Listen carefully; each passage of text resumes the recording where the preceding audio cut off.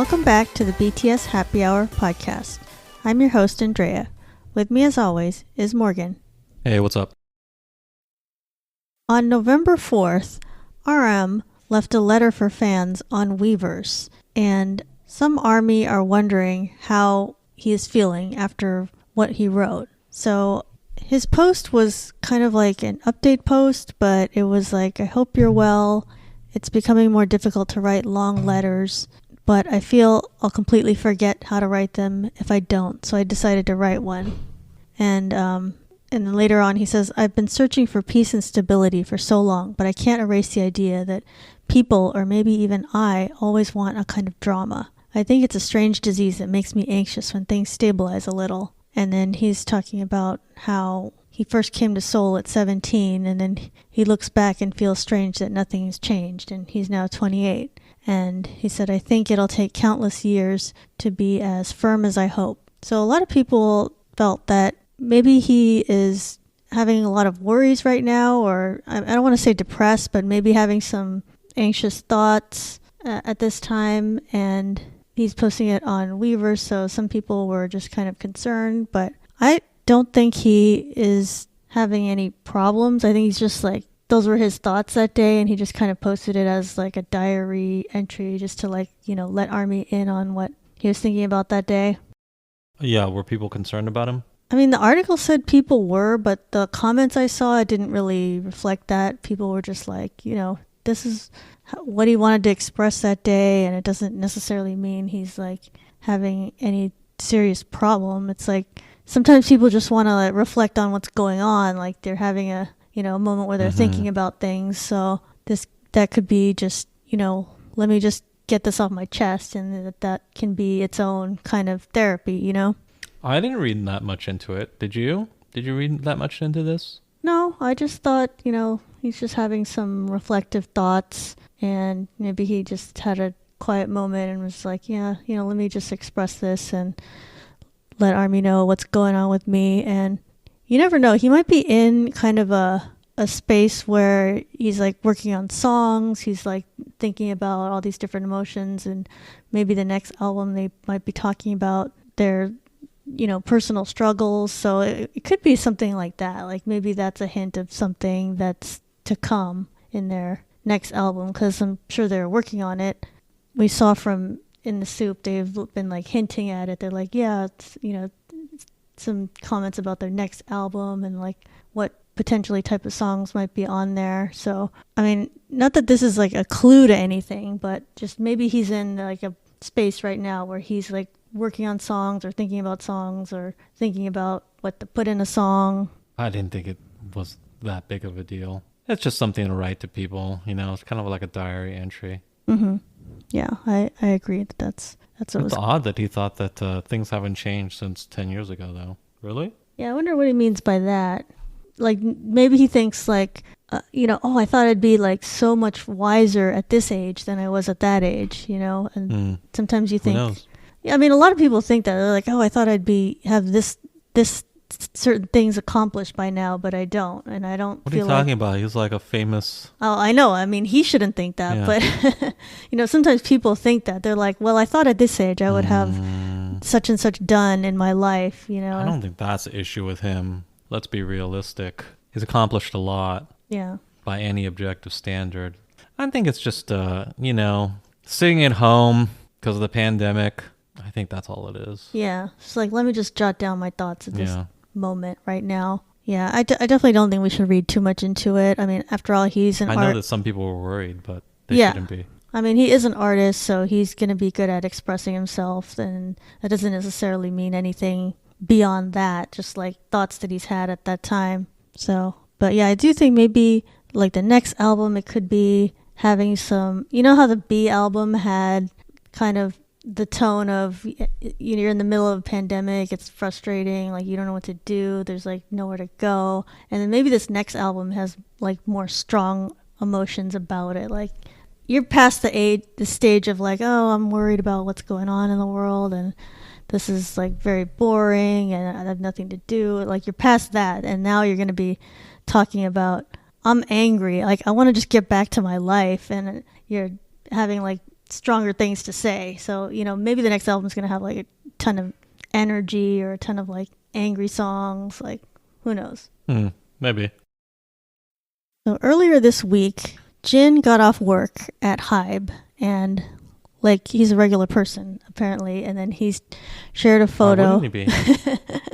Like he's a person has work. who like clocks in and out. I don't know if he clocks in, but he said, I'm off work now, and he shared a photo with ARMY on Weverse, and it showed him like posing with his bike and his bike helmet, like he's about to leave from the the lobby of the HYBE building on his bike. So I was like, people thought that was pretty funny. It's like, yeah, I'm just off on my way. He lives that close. He can just bike there. I guess so. Well, Seoul is, well, I don't know. I've never been there, but yeah, we don't know how big it is or how can you close just bike? Yeah, things are. maybe he lives close to the HYBE. It must be a very bike friendly city. We can't assume that either. Maybe he lives close to it. One thing I was wondering is how come, like, RM, he's on his bike all the time. Apparently Jin must be too. Like, aren't they too famous to be just out and about? They have masks on. You think people can't even tell that's BTS member? Can you tell? Zip by. Probably not. But Yeah, I don't think you can tell. maybe by their outfit. Like if somebody... What do you mean their outfit? I don't know. If they recognize some article of clothing. No. I'm almost certain that they could put a mask on and just bike around. Okay, so you think they're able to disguise themselves well enough just for the mask on? Yes. What about maybe they have like a bodyguard who's just like, a little bit behind, who is like keeping track just in case? Maybe. I'm not sure that's even necessary, but maybe. I just find it hard to believe if any BTS member goes somewhere by themselves. They're not the president. I know, but they could get mobbed. They could be cornered somewhere, and then... But if they got out of the HYBE building without being seen, I think they'll be okay. Okay. So it sounds like this post was like, Jin is like, I'm heading home on my bike, like I'm a worker, and then he says he ran into one of his favorite celebrities, who is Korean entertainer Hong Chul. So he is a guy who's on reality shows a lot.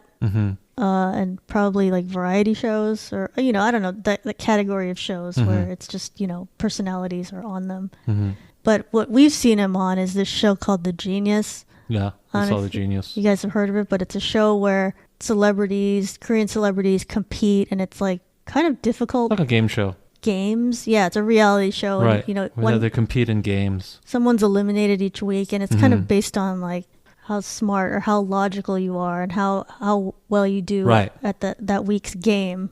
In today's terms, think it's like the Squid Game, except nobody dies. Yeah. And the games are much harder. Yeah, they're very difficult. I don't think very few American celebrities could do this show. Try Zero. Well, I'm thinking, like, okay, maybe some of the smarter celebrities who like they win Celebrity Jeopardy, like. Oh yeah. Some of those people. Maybe the dozen or so who can do Celebrity Jeopardy can do this. Yeah. So if you haven't seen Genius, I highly recommend you watch this show. It's a very good show. It's just celebrities doing challenges and games. Yeah. And the games are difficult. Like I personally consider myself, relatively intelligent, if I can trust, standardized testing. But when I watch The Genius, I have to rewind constantly, like just to get the rules of games. Like, yeah. I don't even understand them. Yeah. Like, what is going on? Hold on, what? How does this work? I have to rewind, right? And this is despite the fact that the show itself repeats it like 5 times. Because they know probably it needs repetition. I still need I need to hear more than 5 times. I need to hear like 7 times to really get it. And it leads me to believe that either A, I'm not as smart as I think I am, B, my education just stinks, right? Or more charitably, maybe South Korean education is just so much better. I don't know. But if it was a situation where it's like, oh, like super smart people are in the game. Well, some of the people are quote unquote smart, right? They're not celebrities. They're there because they're smart, known as smart for whatever reason. It's a mix of like celebrities and also like smart people. Right. But here's the thing. even the celebrities are very adept at these games. Yeah, people you'd think Right. They don't have to be smart. Like someone who's like a weather girl. They've had like K-pop stars on it. Yeah. Right? And it just leads me to believe that either people in South Korea are a lot smarter than the people here, or maybe not the people here. I shouldn't say it's that much. Me, personally, maybe they're just smarter than me. Or our educational system is just so lacking compared to theirs. I don't know. I kind of tend towards that conclusion because I don't think I'm an idiot. I hope not, at least. And I don't think that South Koreans are, just like genetically predisposed to being more intelligent than us. Mm-hmm. I think that their education system trains them for this sort of thing. Yeah, it teaches them more logical thinking and like I think maybe that is problem solving. That's what's happening here. So, The Genius is a great show. I'll go ahead and download it. I'll go ahead and watch it if I were you. But that's what we know Hong Chul from. That's what I know him. He was this weird guy. He's really weird, by the way. From what I could tell, this impression he's weird. He seemed to be someone who had a lot of personality and he was funny. That's and a everybody terrible way of saying weird. Everybody liked him. Okay. But that's what we saw him on. Right. And I guess he's known for many other things too, but right. That's what we saw. Okay, so he ran into him. Yeah, I don't know. I guess he already knows Jin from before because he didn't say, oh, I ran into him for the first time. So it sounded like they already know each other, but they're not like running into each other all the time. Probably ambushed him. But what are the chances you run into some other named celebrity just like, oh, I'm on a bike ride? So that just seems like... What are the chances? Such a crazy... High, apparently. Coincidence. Very high. And the funny thing is, like, they took some pictures and then Hong Chul posted to his Instagram, and then fans, of course, they like had such a big reaction to it. And then he posted like a zillion the fan stories on his Instagram stories, like people reacting to it and commenting. So it's like he was like loving this moment and the attention. Right. So it was pretty funny that he like fed into that. So it does make me wonder, like maybe, and I saw in that the article where I saw this, he had some photos with all of BTS from some other time, and I was like, wait, when did that happen? I don't remember that. So I don't know if he's like worked with them on something, or maybe that's something that hasn't happened yet.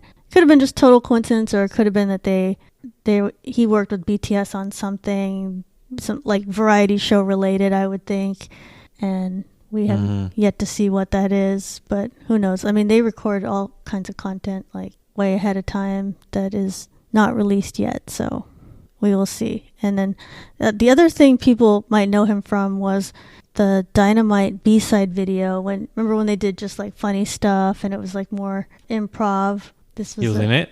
He wasn't in it, but then they did some moves that he is known for. Some like funny poses and stuff that he did. Okay. And that's what people recognize. They're like, oh, Hong Chul did that on this show.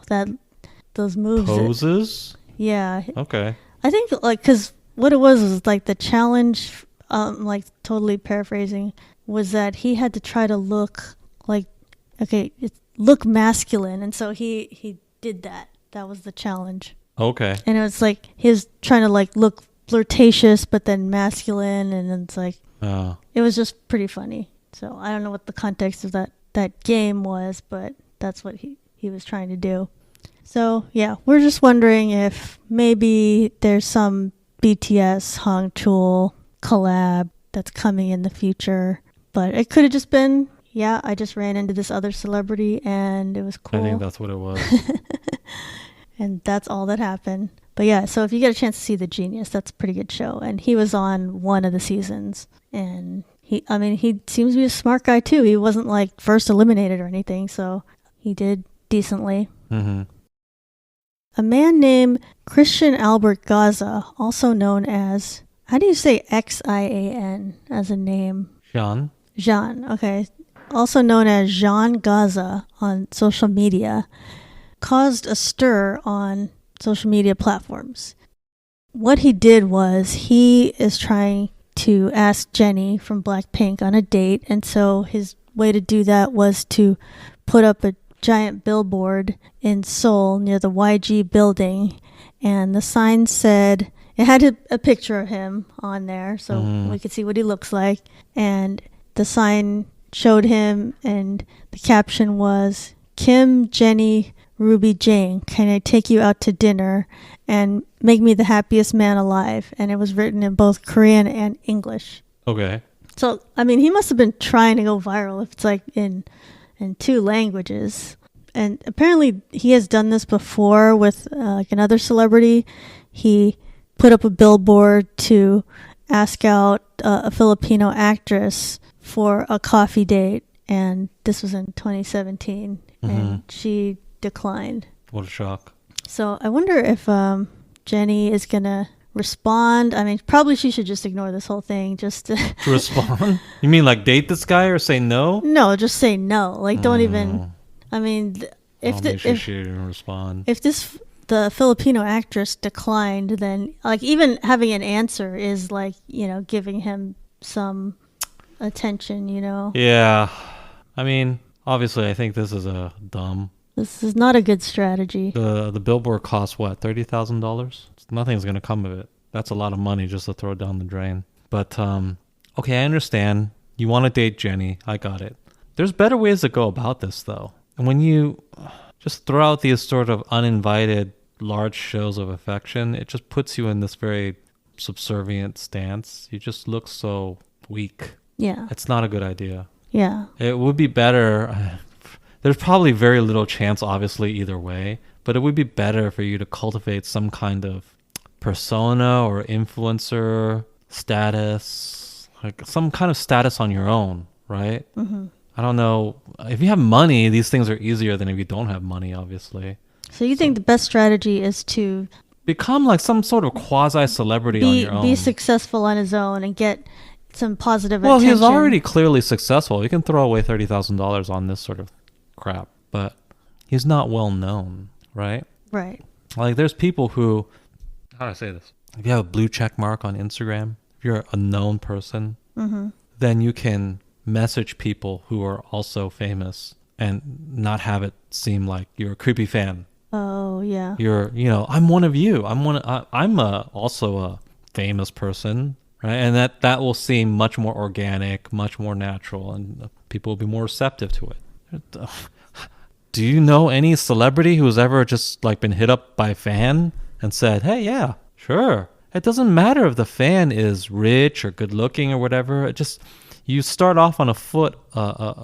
It's just the wrong foot to start off on, right? Yeah. You have to start off on equals, like not like I'm some obsessed fan. And the only way to do that is put yourself in some kind of equal footing by having your own notoriety or cachet, right? So what he should spend his money on is becoming some sort of influencer or, blue check mark, some kind of person of his own renown, and then contact her privately. Yeah, and I mean, it still probably won't work, but it have a better chance than putting up a billboard. So you think he's probably destroyed his chances now with this? Yeah, but I'm not sure that was his goal really to date her. I don't know. I don't know this guy. It may not have been. It may have been just for clout, And maybe just for like publicity. He just decided, Jennie is the most famous person I can ask, so that's the right person. And he said his reasoning was that I don't know how to contact her, so I set up a billboard in the heart of South Korea. He has money. He knows how to contact her. That sounds like he just wants publicity. I think he should have used his resources and tried to make some connections with people who know Jennie, like, maybe there's some like YG people he can try to, work with on business or something, or go to like some event that they're going to. You know what I mean? Like, go to places where you might have a chance of running into Jennie. Maybe. But yeah. What is his business? Where does he get his money? Yeah, I don't know. These articles don't really give much background. But yeah, he seems to be someone who has money. Well, clearly has money. And also, what about Jennie supposedly dating G-Dragon? Like, did he not even care about that part of it? Maybe he thinks it's fake, like some people. Right. I mean, it could be fake. It seems like it was mentioned or just like dropped in the news and was like never mentioned again. Right.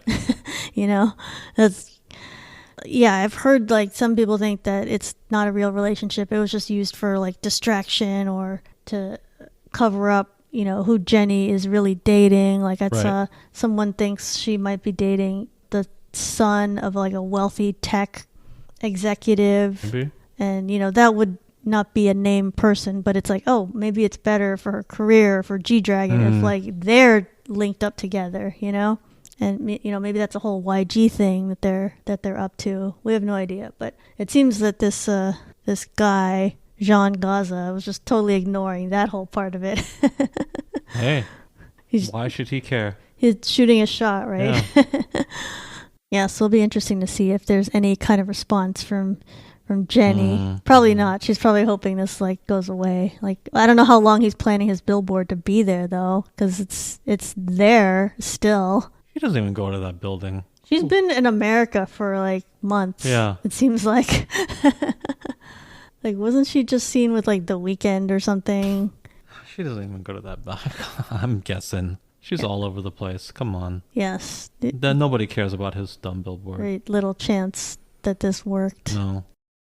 So HYBE held a community briefing recently, another one where they had introduced some new projects they're working on. First of all, they're working on something called Original Stories, which will allow the artists and music to be involved in stories to help further expand HYBE artists' reach. The content will be in multiple formats, including music, webtoons, web novels, animations, and games. And then they talked about the 4 different ones that they're developing for 2022. There's one story that involves TXT, and theirs is kind of like a fantasy adventure kind of story with magic. So I was thinking, oh, this is probably going to be kind of like Harry Potter or something like that, where it's like young heroes using magic to do stuff. So that's what that story sounded like to me. And then in HYBE's story, theirs is about them being like vampire boys growing up, which is very consistent with their videos, because their videos have had a very like horror kind of vibe, and it hinted at them being vampires and some other people being werewolves. So that it's a very like Twilight-esque kind of story that they've developed for them. And then Crimson Heart is a story it's for girls. So they didn't say who that's for, but I guess it's some future HYBE girl group that's going to be the focus of that story. And it sounded like, kind of a mystery adventure kind of thing with girls as heroines. So that's what that sounded like. And then the story that involves BTS is called Seven Fates Chaco, and it's based in the Joseon dynasty, which I see that mentioned a lot. I guess it was a very important era in history for Korea. Right. A lot of things seem to have taken place at that time, and that's where you see like those really traditional outfits.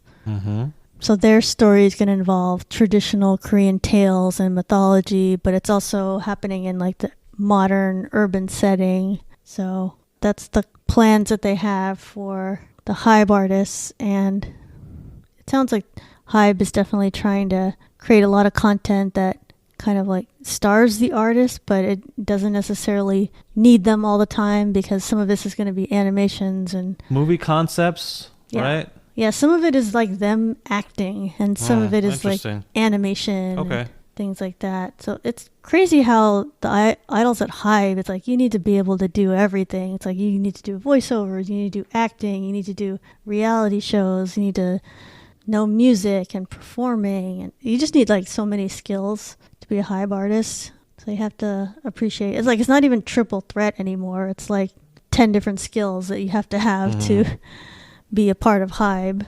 So that sounded very intriguing, so we'll see how that pans out. Kind of sounded similar to what BTS was doing earlier in their career with the whole BU, the BTS universe, and how people, linked up all the different stories of some of their music videos together. So it sounds like a different way of doing that. So HYBE also announced that there's going to be some kind of new game that involves BTS that they are very actively involved in, which will come out in 2022. And then a Weverse update also for 2022 where they're going to be able to use live streaming updates in Weverse. So I guess part of a like VLive will be in Weverse. So live streaming portion of VLive. That's going to be weird because that's what VLive is. It's like they go live and that's the main charm of VLive. But I guess they want to have that integrated with Weverse. I think they're like all one company now anyway. So makes sense to transfer some of those features over. And then probably the most controversial part of their community briefing was when Bang PD talked about HYBE's partnership with a company called Dunamu to develop NFTs as a business, and this will allow artists' IP-based content to become digital assets for fans. So this will allow fans to purchase snapshots of certain events or content and essentially own a copy of it. And through blockchain technology, these assets are also then given a monetary value, and there would be no chance of a counterfeit. So, for example, Bang PD said photo cards, that could be an NFT because that would make sure that photo cards are legitimate and unique and permanent. And it could have not just a picture, but it could also have GIFs or video and audio. So that's very forward-thinking idea, and I'm not sure exactly how that will pan out. I don't know if people are ready for photo cards to stop being just pieces of paper, and Right. and now it'll be some more advanced idea now that there's more technology. But I think it's good that they're trying to innovate things because at some point we should think about moving past objects and like pieces of paper and things that are made out of plastic, and there's like so much merch that's just like it's just stuff when we have more technology and we can do more advanced things now. Like at some point they could probably be able to do holograms or things like that. Well, NFTs, like it's not totally new. The NBA has been doing NFTs for a while now, and I'm not unfamiliar with this space, but it's still pretty. It's kind of the wild, wild west. It's very, I don't know. I've had a lot of people talk to me about investing in NFTs, and like I have an adequate appetite for risk, but NFTs are still very, very risky. Yeah, it's kind of just people will buy it and they'll say, "Oh, it's gonna go up," and okay, a lot of them do go up, but what is it exactly? It's hard to know is this something really valuable. The things that people sell, I don't know that are necessarily valuable, but the technology itself, I think it's valid and promising. So NFT, like you said, it stands for non-fungible token. Right. That's just a fancy way of saying it's crypto, right? So it's on the blockchain, and really that's kind of underselling it, but the value of being on the blockchain is you can verify something's existence and it can't be duplicated. Yeah. Right. So it's not a new idea that people had, oh, let's do like electronic money, right? Or electronic this or electronic that. But the problem with that was always, well, what if I just copy it and send it to somebody? Yeah. That's the problem with Like if there's a file on your computer, what if I just copy that file and email it to somebody and like, hey, here's my here's this thing, and they think, oh, cool, I have this, sweet, I own this thing now. Like, but I still have a copy on my computer. Mm-hmm. So now there's two of them floating around. So who really owns it? Right. Well, that's what crypto solves. But but that's the problem. That's what the blockchain solves. Like you really own this. This is the unique NFT, right? You're the one that owns that's 1186. That's the problem with current things like a handbag that's valuable. It's like, well, someone can just make a counterfeit and it'll just look like it. Exactly. So NFTs solve that in the sense that, well, this is unique. It is what it is. This is what it is. So there's a lot of interesting applications for it, and collectibles is obviously one of them. That's how the NBA treats it. They just create collectible GIFs or videos or whatever that people buy, and apparently they go up in value because the next person's willing to pay more. Yeah, I mean, I'd like to see how. Did you say there? You said there were complaints about it though. Right. This news has caused. So some people say it's not environmentally friendly, right? Right. Because it costs energy to be on the blockchain to create these NFTs. That's what they're saying is like just maintaining an NFT, if you own one, it takes bandwidth, it takes electricity. That's true. And is that environmentally friendly? Right. And since BTS is they've been talking about environmentalism, is this contradictory? Is this hypocrisy, right? Mm-hmm. On the surface, I guess you could say it is, but here's the thing that I would say about that, okay? First, if NFTs replace something else, you have to factor in whatever the carbon footprint of that other thing is. Like if instead of buying a card or some kind of souvenir or memorabilia, if people bought NFTs, we have to compare it to the other thing that was produced, right? A card or memorabilia or whatever, that's not without a carbon footprint, correct? Right. So we need to calculate what that is, right? And we also have to factor in the idea that NFTs may have a wider application that people are not thinking about. And even just toying around with it in these sort of, some could say, superficial applications such as, collectible for the NBA or collectible for BTS. If it helps develop it, and then the application suddenly can be used for, I'll give you an example. The deed to your house, your home ownership, right? Like, what documents, what companies, what institutions need to exist to verify that I own the home that I own? If I own this property, how do people know that? Currently, they know that by a bunch of institutions, banks, right? Mm-hmm. Title companies, mm-hmm. right? There's a bunch of companies, a bunch of buildings, this is carbon footprint, correct? Yeah. There's infrastructure just to say who owns which homes. And think about how many homes there are on planet Earth. How large the infrastructure is that exists to say, you own this home, you own that home, you have this amount of mortgage, et cetera, et cetera, et cetera, right? If NFTs could create a world where it improves the efficiencies of those systems and perhaps even replaces a lot of those legacy systems, what is the carbon footprint of the legacy system that you're replacing, right? It's big. You have to think about that. And usually increased efficiency tends to lead to lower carbon footprint, just in general, okay? That's been the curve of history, right? So developing this technology is not with, even if it's not quite apparent right now why that would be reducing carbon footprint or increasing efficiencies, why it's not quite apparent, it could be very apparent in the future. And if you're more forward thinking, it may be easily apparent. So for people to say that, well, an NFT has it requires this amount of energy.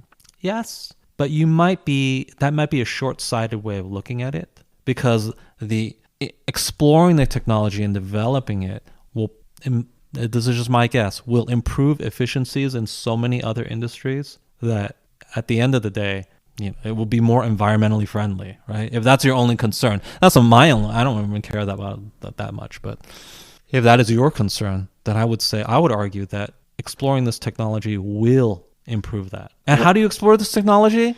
With the superficial dumb stuff at first, right? It's going to have to start with NBA stuff, with BTS stuff, and then it will move to, people's, the deed to your house, to mortgages, right? They're not going to start with that important stuff. It's going to have to start with the little stuff. Yeah, like it might seem kind of silly to say, let's get rid of photo cards. It's like this piece of paper. It's like, well, and then replace it with this weird thing that we don't even know how it works, and it's just using all this electricity. It's like, what's the point? It's like, well, they're getting us all used to NFTs. Like that might be a very applicable to many things, and like maybe in 10 years it'll be like very common to use them.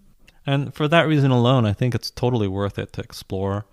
It might even be environmentally friendly. Just if you don't fans buy their merch right now, that merch has shipping costs, right? People buy that merch has to be produced. So many things, and they got to be shipped over an ocean. It has to be produced, it has to be shipped, etc. That's not without its own carbon footprint. So do NFTs have a carbon footprint? Yes, they do. Is it more than the stuff they're replacing? I don't know. You'd have to look into it. I don't think if you're creating NFTs for new purposes, I don't even think it's your responsibility to say, oh, let's make sure this doesn't use much electricity. It's like, just work on the innovation part of it, and that's someone else's problem. Like the people that produce energy, that's their problem to figure out, is there enough energy in the world to be using for the NFTs? It's like, well, there is enough energy. That don't well, there's plenty.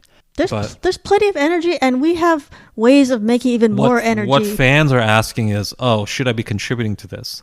Right? That's what they're asking. Like, will it increase the carbon footprint in this world? And to that I say negligible. And long term, I would say it's an emerging technology that has in the long view, the potential to even reduce these carbon footprints. So yeah, you should be looking into it. You should be investing in it. But I don't even think we should care. Like, conserving energy is only one way to lower your carbon footprint. Like, what about generating more energy cheaply? Like, why do we never think in the other directions? Like, let's just make sure we have so much energy that, like, it isn't even an issue. Like, we could just have, like, bunch of nuclear power plants and have like nonstop energy. You know, like, you can't just stop innovating just because you're like, well, this takes a bunch of energy, so let's just not even bother doing it. Right. Because, like, we wouldn't ever go to the moon or anything big like that if you thought that way, you know?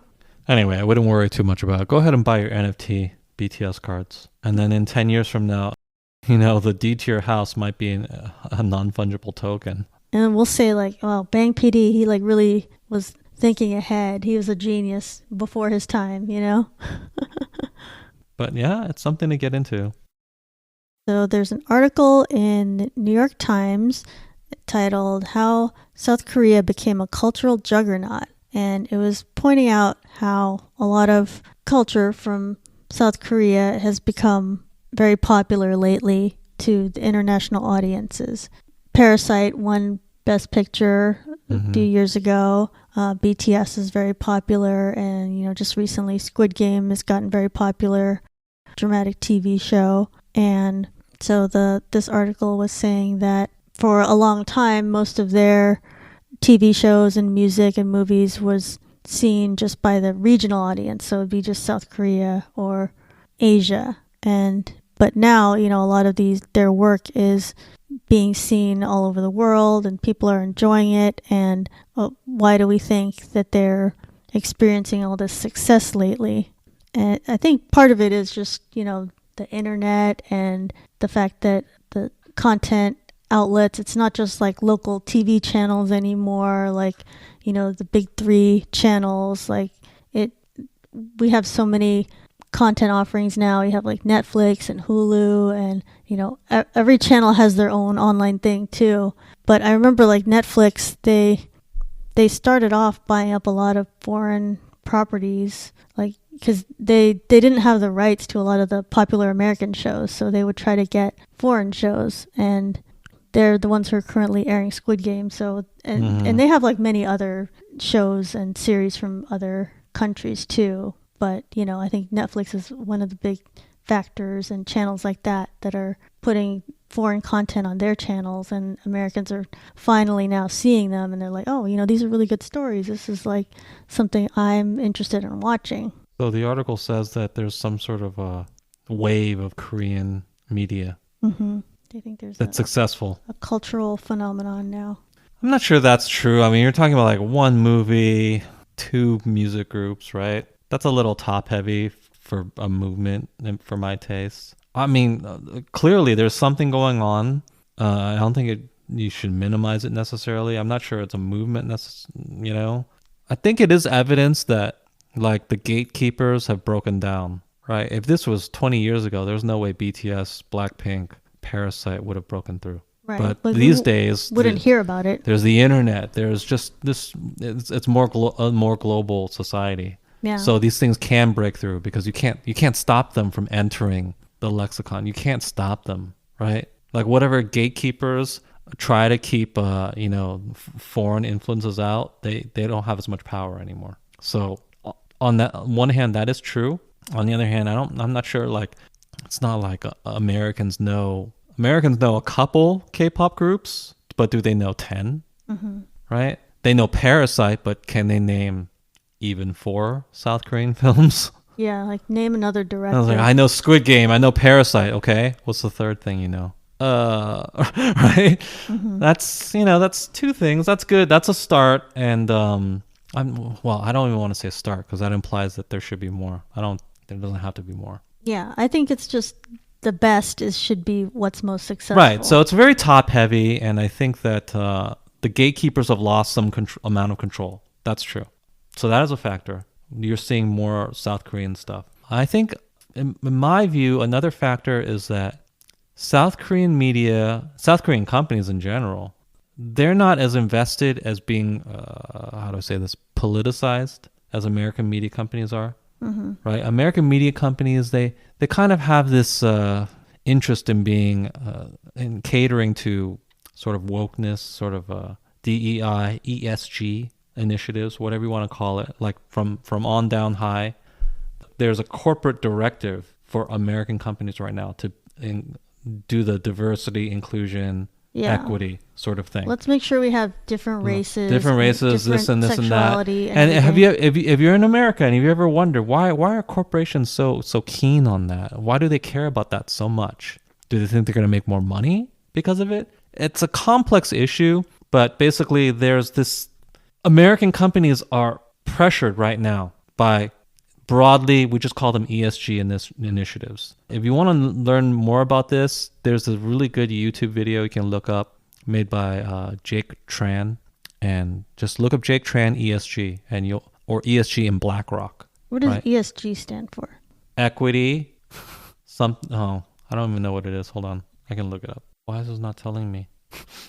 Environmental, social, and governance. Okay, environmental, social, and governance. Okay. So these are sort of initiatives that sort of, for lack of a better term, determine how socially conscious a company is. And this matters because these scores are handed down and they sort of determine the amount of institutional investment that companies get. So let's say you're running a corporation. What is the most important thing for your corporation? The most important thing is that people buy your stock. Yeah. You have to have enough investors. Who buys your stock? Rich people.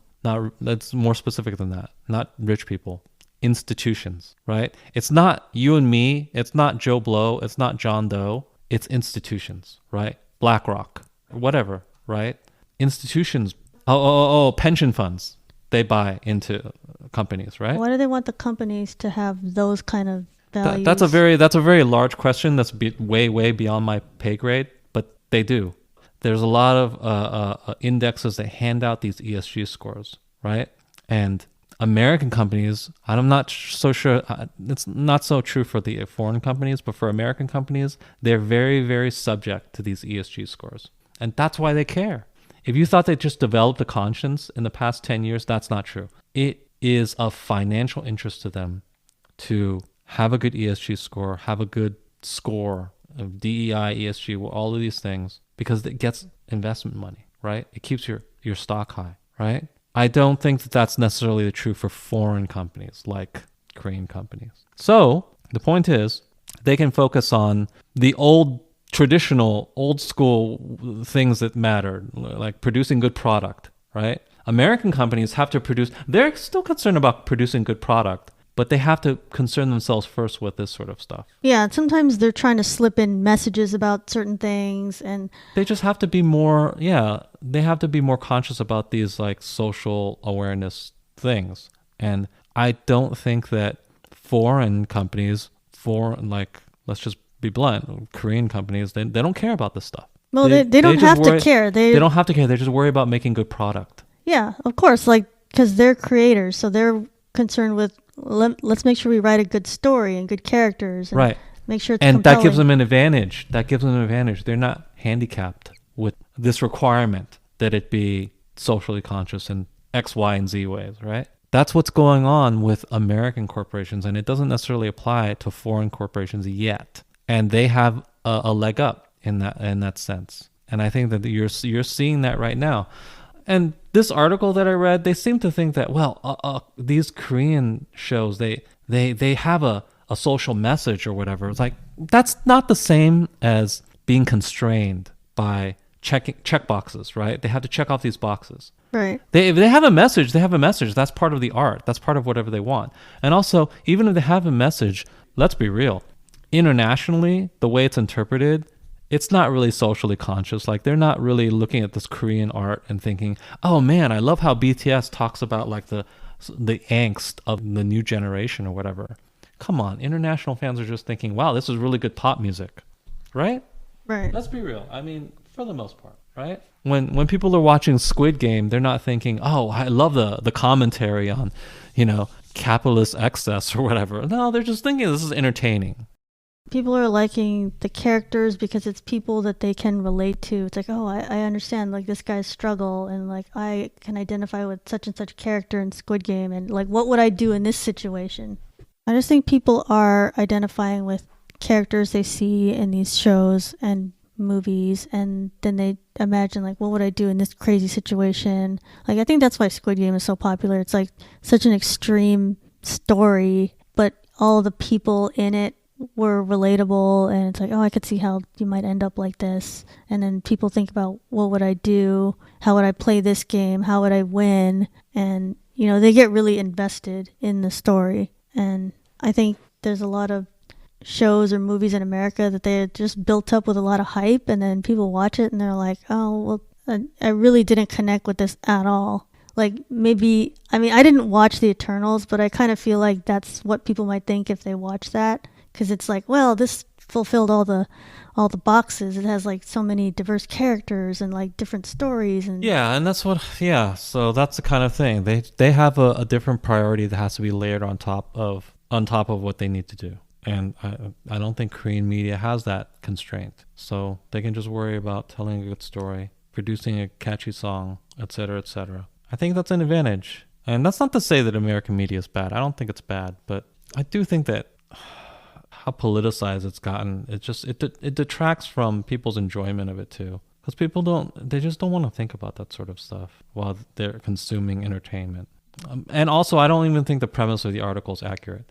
I don't think Korean media is taking over anything. I think it's just a few groups, few companies, a few movies. It's not. I wouldn't be surprised if people are not consuming Korean media very much in the West in 5 years. That wouldn't surprise me. I don't think it's some sort of like grand movement. Well, and I think a lot of music and like K-dramas that are popular in Korea, like they wouldn't be popular at all outside of Korea. Like some stuff that they have is just, not that creative. It's just like, oh, it's just like this show is just like this other show. And it's just like not groundbreaking at all. Like I'm sure they have a lot of, like there's a lot of K-dramas where it's like, oh, to me, like, oh, that doesn't even sound very interesting. And it's just, so they probably have a lot of things that don't succeed, but the things that do succeed and make it into international markets, I think it's things that are edgier, things that are like maybe Squid Game, they couldn't air that on a TV channel there, but since it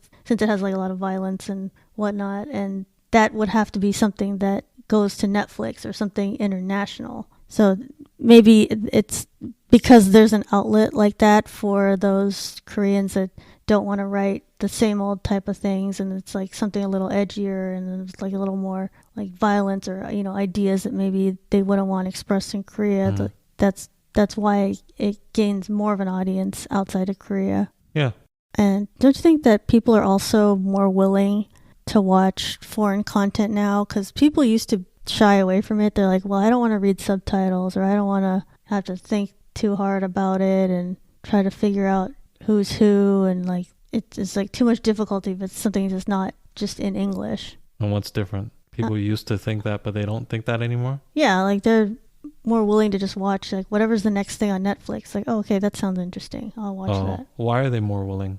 I guess when you're like binging shows, you're gonna go through a lot of like American stuff quickly, and so you just need to watch the next thing and see how that works out. Well, specifically with Squid Game, I know they have an English dub. Probably a lot of people are watching the English dub anyway. Oh, I wonder if they're seeing it differently, because I've heard it's like, I try not to watch the English dub of anything. I heard it's like not exactly the same. Yeah, I never watch the English dub. It's not that it's like not accurate, whatever they're dubbing. It's just like the way that's the tone of what the person's saying. It's like it might be very different than the person's actual voice, the actor who did it. So I always think it's better just watch subtitled. Thank you to our guest, Morgan.